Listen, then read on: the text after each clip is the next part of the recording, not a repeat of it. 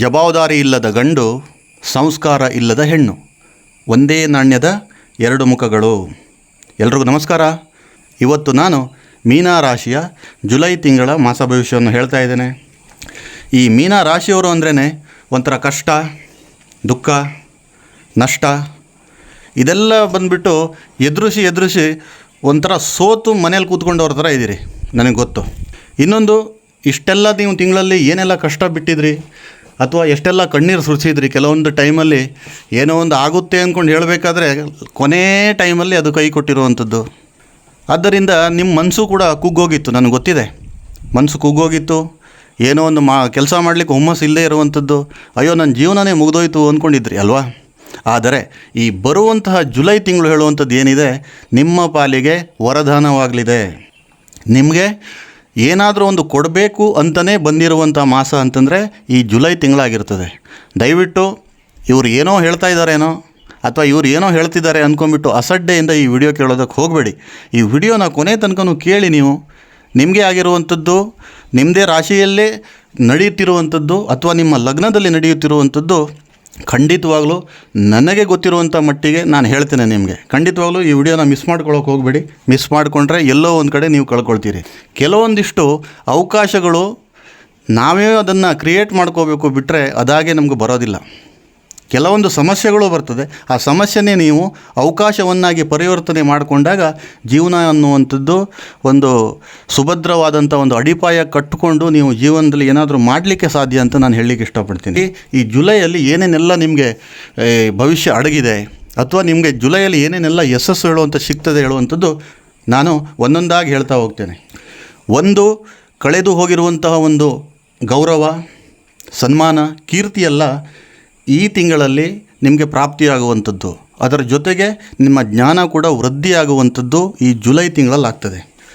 ಈ ಮೀನ ರಾಶಿಯವರಿಗೆ ಈ ಸೋತು ತುಂಬ ನಷ್ಟ ಅಂದರೆ ನಷ್ಟ ಪಟ್ಕೊಂಡವರು ಅಥವಾ ತುಂಬ ಕಳ್ಕೊಂಡವರು ಅಂತಂದ್ರೇ ಮೀನ ರಾಶಿ. ನಾನು ತುಂಬ ಕಾಲ್ಗಳನ್ನು ಅಟೆಂಡ್ ಮಾಡಿದಾಗ ನಾನು ಅದನ್ನು ಕೇಳಿದ್ದೀನಿ ಕೂಡ. ಇವನ್ ನಾನು ಈ ರಾಶಿ ಬಗ್ಗೆ ಅಧ್ಯಯನವೂ ಕೂಡ ಮಾಡಿದ್ದೀನಿ. ಹಾಗಾಗಿ ಕಳೆದು ಹೋದಂಥ ಒಂದು ಮಾನ ನಿಮಗೆ ತಿರುಗಿ ಬರುವಂಥದ್ದು. ಮನುಷ್ಯ ಆದವನಿಗೆ, ಒಂದು ವ್ಯಕ್ತಿ ಆದವರಿಗೆ ಮಾನದಕ್ಕಿಂತ ಜಾಸ್ತಿ ಹಣ ಅಲ್ಲ. ನಿಮ್ಮಲ್ಲಿ ಒಂದು ಮಾನ, ಪ್ರತಿಷ್ಠೆ, ಗೌರವ ಇದ್ದಾಗ ಈ ಹಣ ಹೇಳುವಂಥದ್ದು ನಿಮಗೆ ಅರಸಿ ಬರುವಂಥದ್ದು ಅಲ್ವಾ? ಹಾಗಾಗಿ ಸಮಾಜದಲ್ಲಿ ಒಂದು ಮಾನ, ಸನ್ಮಾನ, ಜ್ಞಾನ ಪ್ರಾಪ್ತಿಯಾಗುವಂಥದ್ದು ಈ ತಿಂಗಳಲ್ಲಿ ಆಗ್ತದೆ.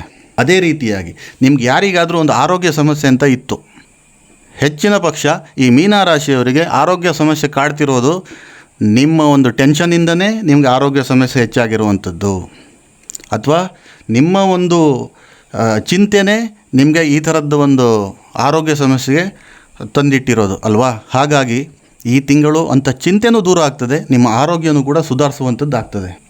ಮತ್ತು ನಿಮಗೆ ತುಂಬ ಹಳೆಯದಾದಂಥ ಒಂದು ಸಂಕಟ, ಒಂದು ಚಿಂತೆ ಹೇಳುವಂಥದ್ದಿತ್ತು. ಎಲ್ಲಿ ಹೋದರೂ ಕೂಡ ಯಾವುದೋ ಒಂದು ಸಮಸ್ಯೆ ನಿಮ್ಮ ತಲೆಯಲ್ಲಿ ಕೊರಿತಾ ಇರುವಂಥದ್ದು, ಅದರಿಂದ ಒಂದು ಸ್ವಲ್ಪ ಚಿಂತೆ ಆಗುವಂಥದ್ದು, ಸಂಕಟ ಆಗುವಂಥದ್ದು. ಆದರೆ ಈ ಸಂಕಟಗಳೆಲ್ಲ ಈ ಜುಲೈ ತಿಂಗಳಲ್ಲಿ ದೂರ ಆಗ್ತದೆ. ಇನ್ನೊಂದು, ನೀವು ನನಗೆ ಕೇಳಬಹುದು ಒಂದು ಪ್ರಶ್ನೆ, ಈ ಜೂನಲ್ಲಿರುವಂಥದ್ದು ಕಷ್ಟಗಳಲ್ಲೆಲ್ಲ ಬಿಟ್ಬಿಟ್ಟು ಸಡನ್ನಾಗಿ ಚೇಂಜ್ ಆಗುತ್ತೆ ಅಂದ್ಕೊಂಡು. ಖಂಡಿತವಾಗ್ಲೂ ಇಲ್ಲ.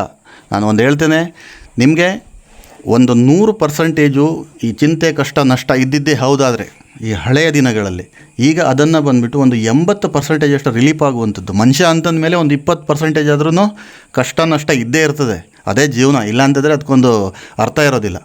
ಹಾಗಾಗಿ ಈ ಕಷ್ಟಗಳೆಲ್ಲ ದೂರ ಆಗುವಂಥದ್ದು, ಕಾಡುತ್ತಿರುವ ಸಂಕಟ ದೂರ ಆಗುವಂಥದ್ದು ಆಗ್ತದೆ.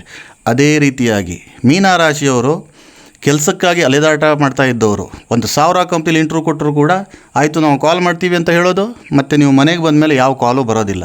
ಅಥವಾ ನೀವಾಗೆ ಮತ್ತು ರಿಟರ್ನ್ ಅವ್ರಿಗೆ ಕಾಲ್ ಮಾಡಿದಾಗಲೂ ಕೂಡ ಅವರಿಂದ ಒಂದು ಉತ್ತರ ಹೇಳುವಂಥ ಸಿಗ್ತಿರಲಿಲ್ಲ ಅಲ್ವಾ?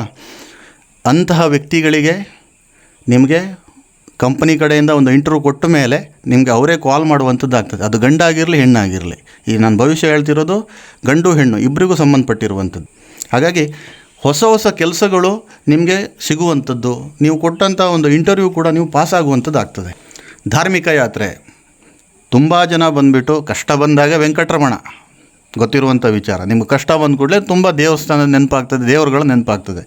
ಆದರೆ ಅಂತಹ ಕಷ್ಟ ಬಂದಾಗ ಒಂದು ದೇವಸ್ಥಾನಕ್ಕೆ ಹೋಗಬೇಕು ಅಂದಾಗಲೂ ಕೂಡ ತುಂಬ ಜನರಿಗೆ ಒಂದು ಹಣಕಾಸಿನ ಸಮಸ್ಯೆ ಬಂದಿದೆ ಅಥವಾ ಆರೋಗ್ಯದ ಸಮಸ್ಯೆ ಬಂದಿದೆ ಅಲ್ವಾ?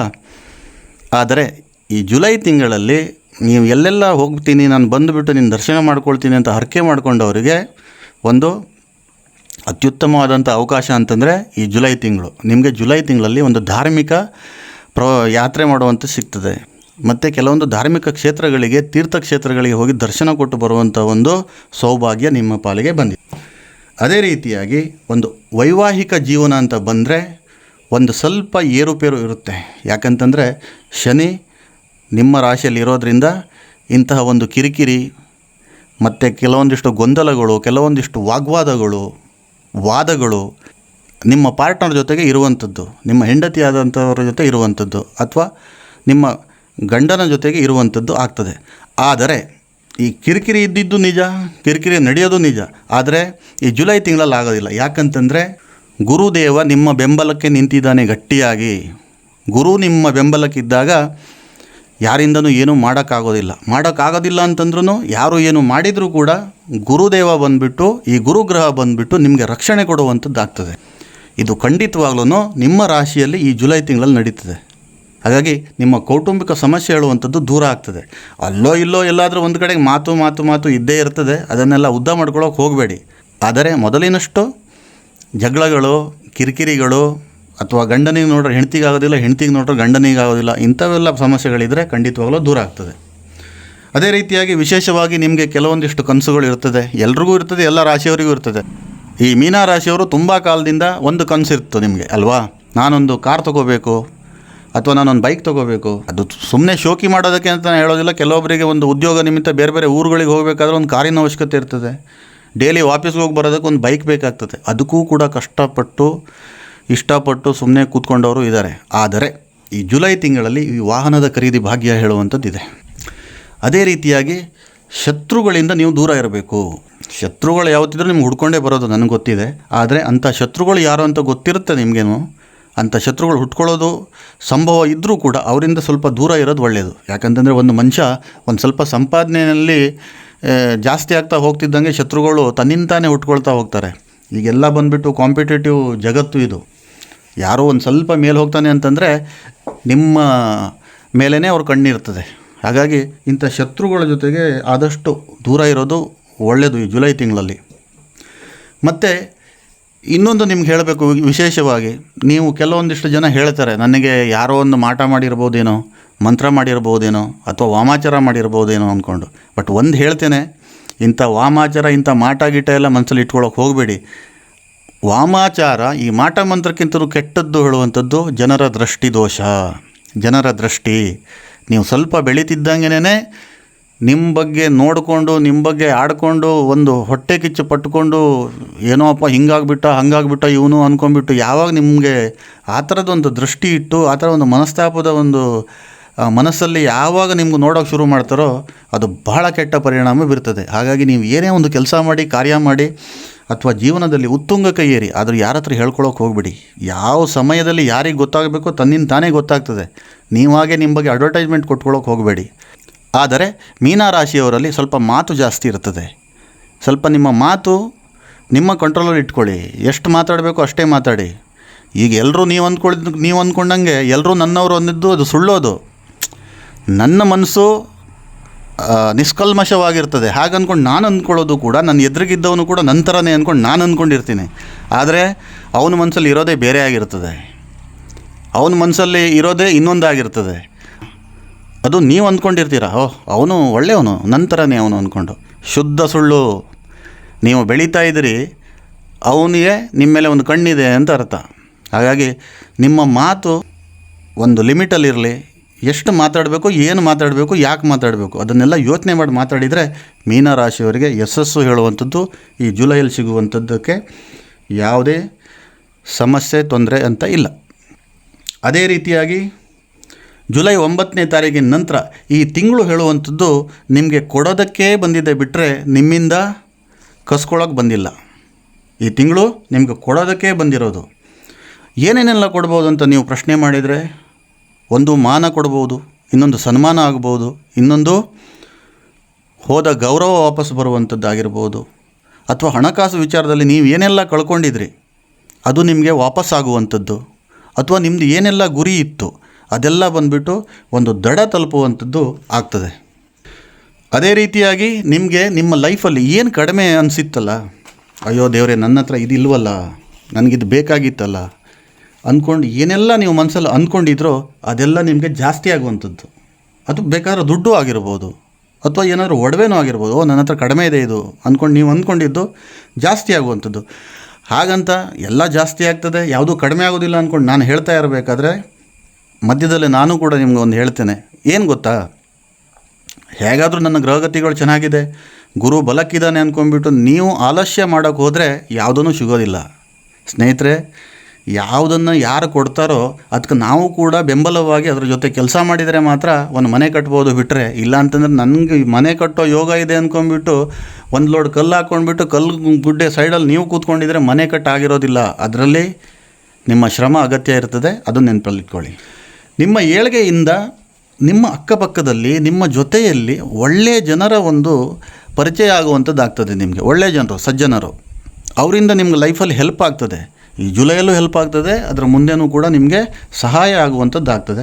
ಅಂಥ ವ್ಯಕ್ತಿಗಳು ಯಾರಾದರೂ ಬಂದಲ್ಲಿ ಅವರಿಗೆ ಪರಿಶೀಲಿಸಿ ಪರಾಮರಿಸಿ ನೋಡಿ, ಮುಂದೆ ಅವ್ರದ್ದೊಂದು ಸ್ನೇಹ ಸಂಪಾದನೆ ಮಾಡ್ತಿರೋ ಅಥವಾ ಮಿತ್ರತ್ವ ಬಾಂಧವ್ಯ ಕಟ್ಕೊಳ್ತಿರೋ ಅದು ನಿಮ್ಗೆ ಬಿಟ್ಟಿರುವಂಥ ವಿಚಾರ. ಕಟಕಟೆಯಿಂದ ಮುಕ್ತಿ. ನಿಮಗೆ ಇಷ್ಟು ದಿನ ಬಂದುಬಿಟ್ಟು ಏನೇ ಮಾಡಿದರೂ ಕೂಡ ಎಲ್ಲೋ ಒಂದು ಕಡೆಗೆ ನನಗೆ ಏನೋ ಒಂದು ಗೋಡೆ ತಡೀತಾ ಇದೆ, ಏನೋ ಒಂದು ಅಡ್ಡಗೋಡೆ ಬರ್ತಾ ಇದೆ ಹೇಳುವಂಥ ಒಂದು ಫೀಲಿಂಗ್ ಇತ್ತು, ಭಾವನೆಗಳು ಬರ್ತಿತ್ತು. ಆವಾಗಲೇ ನೀವು ಕುಸಿತಾ ಇದ್ರಿ, ಲೈಫಲ್ಲಿ ಕುಂದುತ್ತಾ ಇದ್ರಿ. ದಯವಿಟ್ಟು ಹೇಳ್ತೇನೆ, ಅಂತಹ ತಡೆಗೋಡೆಗಳು, ಅಂಥ ಕಟಕಟೆಯಿಂದ ಮುಕ್ತರಾಗ್ತೀರಾ ಯಾವಾಗ ಕೇಳಿದರೆ ಜುಲೈ 9ನೇ ತಾರೀಕಿನ ನಂತರದಲ್ಲಿ. ಆಯಿತಾ? ಉದ್ಯೋಗ ಅಂತ ಬಂದರೆ ಉದ್ಯೋಗದಲ್ಲಿ ಒಂದು ಸಫಲತೆ ಕಾಣ್ಬೋದು. ನೀವು ಪ್ರಮೋಷನ್ ಆಗುವಂಥದ್ದು, ಮತ್ತು ನೀವು ಯಾರೆಲ್ಲ ನೌಕರಿ ಚೇಂಜ್ ಮಾಡಬೇಕು ಅಂದ್ಕೊಂಡಿದ್ದವ್ರು, ನೀವು ಮಾಡ್ತಿರುವಂಥ ಕೆಲಸ ಚೇಂಜ್ ಮಾಡಬೇಕು ಅಂದ್ಕೊಂಡಿದ್ದವರು ನಿಮ್ಮ ಹತ್ರ ಕೆಲಸ ಚೇಂಜ್ ಮಾಡಲಿಕ್ಕೆ ಆಗ್ತಾ ಇರಲಿಲ್ಲ ಅಲ್ವಾ? ಅಂಥವರಿಗೆ ಒಂದು ಉದ್ಯೋಗ ಬದಲಾವಣೆಯ ಭಾಗ್ಯ ಅಂತ ಹೇಳುವಂಥದ್ದು ಈ ಜುಲೈಯಲ್ಲಿ ಇದೆ. ಅದೇ ರೀತಿಯಾಗಿ ಉದ್ಯೋಗ ಅಂತಂದರೆ ಯಾರಿಗೆಲ್ಲ ಅತ್ಯುತ್ತಮವಾದಂಥ ಫಲ ಕೊಡ್ಬೋದು ಉದ್ಯೋಗ ಕ್ಷೇತ್ರದಲ್ಲಿ ಅಂತಂದರೆ ಶಿಕ್ಷಣ ಕ್ಷೇತ್ರದಲ್ಲಿ ಈ ಜುಲೈ ತಿಂಗಳು ಹೇಳುವಂಥದ್ದು ಮೀನ ರಾಶಿಯವರಿಗೆ ಹೇಳಿ ಮಾಡಿಸಿದಂಥದ್ದು. ಟೀಚರ್ ಆಗಿರ್ಬೋದು, ಮಾಸ್ಟರ್ಸ್ ಆಗಿರ್ಬೋದು, ಲೆಕ್ಚರ್ ಆಗಿರ್ಬೋದು, ಪ್ರೊಫೆಸರ್ ಆಗಿರ್ಬೋದು, ಅಥವಾ ಆನ್ಲೈನಲ್ಲಿ ಕೋಚಿಂಗ್ ಕೊಡುವಂಥ ಒಂದು ಟೀಚರ್ಸ್ ಆಗಿರ್ಬೋದು, ಆಫ್ಲೈನಲ್ಲಿ ಒಂದು ಟ್ಯೂಷನ್ ಕೊಡುವಂಥವ್ರಾಗಿರ್ಬೋದು, ವಿದ್ಯಾಕ್ಷೇತ್ರದಲ್ಲಿ ಯಾರೆಲ್ಲ ಕೆಲಸ ಮಾಡ್ತಿದ್ದಾರೆ, ಪ್ರಿನ್ಸಿಪಲ್ ಆಗಿರ್ಬೋದು, ಅಥವಾ ಒಂದು ಕಾಲೇಜಲ್ಲಿ ಕ್ಲರ್ಕ್ ಆದವರು, ಪ್ಯೂನ್ ಕೆಲಸ ಮಾಡ್ತಿದ್ದವರು, ಅಟೆಂಡರ್ ಆದವರು, ಪ್ರತಿಯೊಬ್ಬರಿಗೂ ಕೂಡ ಹೇಳಿ ಮಾಡಿಸ್ದಂಗಿದೆ. ಅದೇ ರೀತಿಯಾಗಿ ನೀವು ಏನನ್ನು ಎಲ್ಲಿ ಕಳ್ಕೊಂಡಿದ್ದೀರೋ ಅದನ್ನು ಅಲ್ಲೇ ಪಡೆದುಕೊಳ್ಳುವಂತಹ ಭಾಗ್ಯ ಈ ಜುಲೈಯಲ್ಲಿ ಸಿಗ್ತದೆ. ಮತ್ತು ನಿಮ್ಮ ತಪ್ಪಿನಿಂದ ಯಾವುದೆಲ್ಲ ಕೆಲಸ ನಿಂತೋಗಿತ್ತು ನಿಮ್ಮ ಜೀವನದಲ್ಲಿ ಅದು ಮತ್ತೆ ಶುರುವಾಗುವಂಥದ್ದಾಗ್ತದೆ. ಎಲ್ಲದಕ್ಕೂ ಕೂಡ ನಾವು ಗ್ರಹಗಳಿಗೆ ಹೊಣೆ ಮಾಡಬಾರ್ದು, ಅಥವಾ ಎಲ್ಲವನ್ನೂ ಕೂಡ ನಾವು ದೇವರಿಗೆ ಹೊಣೆ ಮಾಡುವಂಥದ್ದು ಇರೋದಿಲ್ಲ. ಯಾಕೆ ಅಂತಂದರೆ ಮನುಷ್ಯ ಜನ್ಮ ಅಂತಂದಮೇಲೆ ನಾವು ತಪ್ಪು ಮಾಡೇ ಮಾಡ್ತೀವಿ. ಅದು ಎಂತಹ ವ್ಯಕ್ತಿಯಾದರೂ ಕೂಡ ಗೊತ್ತೋ ಗೊತ್ತಿಲ್ಲದೇನೋ ಒಂದು ತಪ್ಪು ಹಾಗೇ ಆಗುತ್ತೆ. ಅಂಥ ಸಣ್ಣ ತಪ್ಪಿನಿಂದ ನಿಮ್ಮ ದೊಡ್ಡ ಕೆಲಸ ನಿಂತಿರುವಂಥದ್ದಿದೆ ತುಂಬ ಜನರದ್ದು. ಅದು ರಿಯಲ್ ಎಸ್ಟೇಟ್ ಆಗಿರ್ಬೋದು, ಬಿಲ್ಡರ್ಸ್ಗಳಾಗಿರ್ಬೋದು, ಒಂದು ದೊಡ್ಡ ದೊಡ್ಡ ಕಂಪ್ನಿ ನಡೆಸ್ತಾ ಇರುವಂಥವ್ರು ಆಗಿರ್ಬೋದು, ಅಥವಾ ಚಿಕ್ಕ ಪುಟ್ಟ ವ್ಯಾಪಾರಿಗಳಿಗಾದರೂ ನಾನು ಹೇಳ್ತಾ ಇದ್ದೀನಿ, ನೀವು ದುಡ್ಡು ಹಾಕ್ಕೊಂಬಿಟ್ಟು ಏನೋ ಒಂದು ಸಣ್ಣ ತಪ್ಪು ಮಾಡಿಕೊಂಡು ಆ ಕೆಲಸ ಅಲ್ಲಿಗೆ ನಿಂತಿರುವಂಥದ್ದು ಮತ್ತೆ ಶುರುವಾಗ್ತದೆ. ಇದು ನಾನು ಕಂಪ್ಲೀಟಾಗಿ ನಿಮ್ಗೆ ಹೇಳ್ತಿರುವಂಥದ್ದು ನಿಮ್ಮ ರಾಶಿಯ ಗೋಚಾರ ಫಲವಷ್ಟೇ, ಆಯಿತಾ? ಅದರಲ್ಲೂ ನಾನು ಇಷ್ಟು ಹೇಳಿದ ಮೇಲೂ ಕೂಡ ನಿಮ್ಗೇನಾದರೂ ತೊಂದರೆ ಇದೆ ಅಂತಂದರೆ ಖಂಡಿತವಾಗ್ಲೂ ನಿಮ್ಮ ಜನ್ಮ ಜಾತಕ, ನಿಮ್ಮ ದಶಾಭುಕ್ತಿಯ ಆಧಾರದ ಮೇಲೆ ಅದು ಅವಲಂಬಿತವಾಗಿರ್ತದೆ. ಯಾವ್ದಾದ್ರು ನುರಿತ ಜ್ಯೋತಿಷಿಗಳಿಗೆ ತೋರಿಸಿ. ವಿದೇಶ ಯಾತ್ರೆಯ ಭಾಗ್ಯ ಅಂದರೆ ವಿದೇಶ ಪ್ರವಾಸ ಯಾರೆಲ್ಲ ಕೈಗೊಳ್ಳಬೇಕು ಅಂದ್ಕೊಂಡಿದ್ದವರು, ಅಥವಾ ವಿದೇಶದಲ್ಲಿ ಯಾರೆಲ್ಲ ಬಂದುಬಿಟ್ಟು ಒಂದು ಕೆಲಸದ ನಿಮಿತ್ತ ಹೋಗುವಂಥವರು, ಅವರಿಗೆಲ್ಲ ಕೂಡ ಈ ಜುಲೈ ತಿಂಗಳಲ್ಲಿ ಒಂದು ವಿದೇಶ ಪ್ರಯಾಣದ ಭಾಗ್ಯ ಹೇಳುವಂಥದ್ದಿದೆ.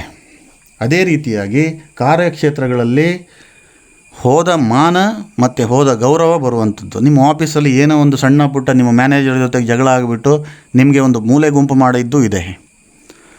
ಅಂತಹ ಒಂದು ಮೂಲೆ ಗುಂಪು ಮಾಡಿದವರು ಕೂಡ ಇವತ್ತಿನ ದಿನ ನಿಮಗೆ ಸನ್ಮಾನ ಮಾಡುವಂಥ ಭಾಗ್ಯ ನಿಮ್ಮ ಪಾಲಿಗೆ ಈ ಜುಲೈ ತಿಂಗಳಲ್ಲಿದೆ. ಸಹಪಾಠಿಗಳಿಂದ ಸಹಪಾಠಿಗಳು ಅಂತಂದರೆ ನಿಮ್ಮ ಜೊತೆ ಕೆಲಸ ಮಾಡ್ತಿರೋರು, ಅಥವಾ ನಿಮ್ಮ ಜೊತೆ ಓದ್ತಾ ಇರುವಂಥವ್ರು, ಅದು ಶಾಲೆ ಆದರೂ ಕಾಲೇಜ್ ಆದರೂ ಬಂತು. ನಿಮ್ಮ ಸಹಪಾಠಿ ಅಂತಂದರೆ ನಿಮ್ಮ ಸಹೋದ್ಯೋಗಿಗಳು. ನೀವು IT ಕಂಪ್ನಿಲಿ ಮಾಡಿ, ಗೌರ್ಮೆಂಟಲ್ಲಿ ಮಾಡ್ತಾಯಿರಿ, ನಿಮಗೆ ಆದಂಥ ಒಂದು ಸಪೋರ್ಟಿಗೆ ನಿಲ್ಲುವಂಥದ್ದು, ಅವರು ಬೆಂಬಲಕ್ಕೆ ನಿಲ್ಲುವಂಥದ್ದು ಆಗ್ತದೆ. ಜ್ಞಾನ ಸಂಪಾದನೆ ಆಗುವಂಥದ್ದು ಇದು ಮನುಷ್ಯನಿಗೆ ಬೇಕಾಗದಂಥದ್ದು. ಮನುಷ್ಯ ಕಲಿತು ಮುಗಿಯೋದೇ ಇಲ್ಲ, ಅವ್ನು ಸಾಯೋ ತನಕನೂ ಕಲಿತಾನೇ ಇರಬೇಕು. ಅಂಥದ್ರಲ್ಲಿ ಈ ತಿಂಗಳಲ್ಲಿ ಸ್ವಲ್ಪ ಜ್ಞಾನ ವೃದ್ಧಿಯಾಗುವಂಥದ್ದು ಆಗ್ತದೆ. ಮತ್ತು ನಿಮಗೆ ಕೆಲವೊಂದಿಷ್ಟು ಮನಸ್ಸಲ್ಲಿ ಇರುವಂಥ ಅನುಮಾನಗಳು, ಸಂದೇಹಗಳು, ಸಂಶಯಗಳು ಅದೆಲ್ಲ ದೂರ ಆಗ್ತದೆ. ಅದು ನಿಮ್ಮ ಕೆಲಸದ ಬಗ್ಗೆ ಇರ್ಬೋದು ಆ ಸಂಶಯ, ಅಥವಾ ನಿಮ್ಮ ಸಂಗಾತಿಯ ಬಗ್ಗೆ ಕೆಲವೊಂದು ಸಂಶಯಗಳಿರ್ಬೋದು, ಅನುಮಾನಗಳಿರ್ಬೋದು. ಅಲ್ಲಿ ಏನೂ ಕಾರಣವೇ ಇರೋದಿಲ್ಲ. ನಿಮಗೆ ಆ ಸಂದೇಹ, ಆ ಸಂಶಯ ಯಾವಾಗಲೂ ಕೂಡ ಮೈಂಡಲ್ಲಿ ಓಡ್ತಾ ಇರ್ತಿತ್ತಲ್ಲ, ಅಂಥ ಸಂಶಯಗಳು, ಸಂದೇಹಗಳು, ಅನುಮಾನಗಳು ದೂರ ಆಗ್ತದೆ. ಅದು ನಿಮ್ಮ ಸಂಗಾತಿ ಬಗ್ಗೆನೂ ಇರ್ಬೋದು, ನಿಮ್ಮ ಉದ್ಯೋಗದ ಬಗ್ಗೆನೂ ಇರ್ಬೋದು, ಅಥವಾ ಯಾವುದೇ ರೀತಿಯಾದಂಥ ಒಂದು ಕೆಲಸದಲ್ಲೂ ಕೂಡ ಅಂಥ ಸಂಶಯಗಳಿದ್ದರೆ ದೂರ ಆಗ್ತದೆ. ಇನ್ನು ಮಹಿಳೆಯರ ವಿಚಾರಕ್ಕೆ ಬಂದರೆ, ಯಾರ್ದೆಲ್ಲ ಮನೆಯಲ್ಲಿ ಕಿರಿಕಿರಿ, ಈ ನಿಜವಾಗ್ಲೂ ಹೇಳ್ತೇನೆ, ಈ ಮೀನರಾಶಿಯ ಮಹಿಳೆಯರು ಅನುಭವಿಸಿದಟ್ಟು ಯಾರೂ ಅನುಭವಿಸಲಿಲ್ಲ ಅಂದ್ಕೊಂಡಿದ್ದೀನಿ. ಅವ್ರಿಗೆ ಆಗಿರುವಂಥ ತೊಂದರೆ ಒಂದೋ ಎರಡೋ, ಮನೆಯಲ್ಲಿ ಕಿರಿಕಿರಿ, ಮಕ್ಕಳಿಂದ ಕಿರಿಕಿರಿ, ಮಾಡ್ತಿರುವಂಥ ಒಂದು ಕೆಲಸ ಕ್ಷೇತ್ರದಲ್ಲಿ ಕಿರಿಕಿರಿ, ಇದೆಲ್ಲ ನೀವು ಅನುಭವಿಸ್ತಾ ಇದ್ದೀರಿ, ನನಗೆ ಗೊತ್ತಿದೆ. ಮತ್ತು ನಾನು ಹೊಸದಾಗಿಂದ ಏನು ಹೇಳಬೇಕು ಅಂತ ಇಲ್ಲ. ಹಾಗಾಗಿ ಇಂಥ ಕಿರಿಕಿರಿಗಳು, ಅಥವಾ ನೀವು ಮಾಡ್ತಿರುವಂಥ ಕೆಲಸಗಳು, ಅಥವಾ ನೀವು ಮನೆಯಲ್ಲೇ ಮಾಡ್ತಿರುವಂಥ ಒಂದು ಬಿಸ್ನೆಸ್ ಆಗಿರಲಿ, ಅಥವಾ ನಿಮಗೆ ಸಂಬಂಧಪಟ್ಟಿರುವಂತಹ ನಿಮ್ಮ ಕುಟುಂಬದವರಿಗೂ ಕೂಡ ಮತ್ತು ನಿಮ್ಮ ಬಂಧುಗಳಿಗೂ ಕೂಡ ನಿಮ್ಮಿಂದ ಒಂದು ಸಹಾಯ ಆಗುವಂಥದ್ದು, ಮತ್ತು ಆ ಸಹಾಯ ಮಾಡಲಿಕ್ಕೂ ಕೂಡ ನಿಮ್ಮಲ್ಲಿ ಒಂದು ಶಕ್ತಿ ಬರುವಂಥದ್ದಾಗ್ತದೆ. ಹಾಗಾಗಿ ಇಷ್ಟೊಂದೆಲ್ಲ ದಿನ ನಿಮ್ಗೆ ಏನೆಲ್ಲ ಗೊಂದಲಗಳಿತ್ತು ಮನಸ್ಸಲ್ಲಿ, ಅಥವಾ ನಿಮ್ಮ ಸಂಗಾತಿಯ ಜೊತೆಗೆ ಅಂದರೆ ನಿಮ್ಮ ಗಂಡಂದಿರ ಜೊತೆಗೆ ಏನೆಲ್ಲ ನಿಮಗೆ ಇರುಸು ಮುರುಸಿತ್ತು, ಮನಸ್ತಾಪ ಇತ್ತು, ಅದೆಲ್ಲ ದೂರ ಆಗುವಂಥದ್ದು. ನೀವು ಮಾಡುತ್ತಿರುವಂಥ ಕೆಲಸದಲ್ಲೂ ಕೂಡ ಒಂದು ಉತ್ತಮವಾದಂಥ ಧನ ಲಾಭ ಬರುವಂಥದ್ದಾಗ್ತದೆ.